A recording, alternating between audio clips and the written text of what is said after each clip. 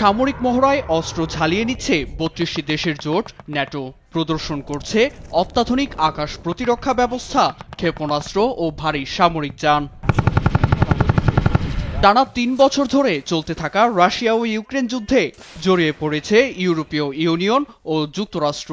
সরাসরি যুদ্ধের ময়দানে না থাকলেও সব ধরনের সামরিক সরঞ্জাম ও রণকৌশল দিয়ে পরিস্থিতি নিজেদের নাগালে রেখেছে পশ্চিমারা। এ পরিস্থিতি তৃতীয় বিশ্বযুদ্ধের চেয়েও কম নয়, এমনটাই মনে করছেন বিশেষজ্ঞ ও অর্থনীতিবিদ দিমিত্রি ট্রেনিন।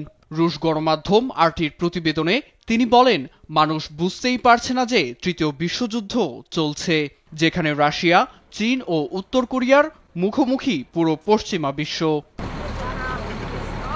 দিমিত্রি ট্রেনিনের মতে, রাশিয়া, চীন ও উত্তর কোরিয়া অর্থনীতি, ভূরাজনীতি ও সামরিক দিক দিয়ে বেশ এগিয়ে গেছে। তাদেরই অগ্রগতি নিজেদের জন্য হুমকি মনে করছে পশ্চিমারা।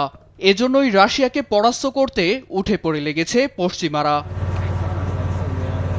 এর মধ্যেই পশ্চিমাদের তৈরি একাধিক ক্ষেপণাস্ত্র আঘাত এনেছে রাশিয়ার অভ্যন্তরে।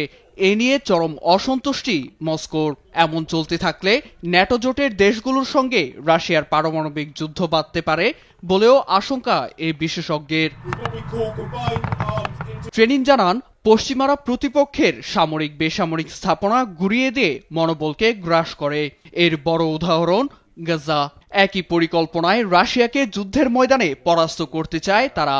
এমন পরিস্থিতির জন্য রাশিয়াকে প্রস্তুত থাকার কথা বলছেন এই বিশেষজ্ঞ। নীরব দাস, নিউজ ডেস্ক, দেশ টিভি।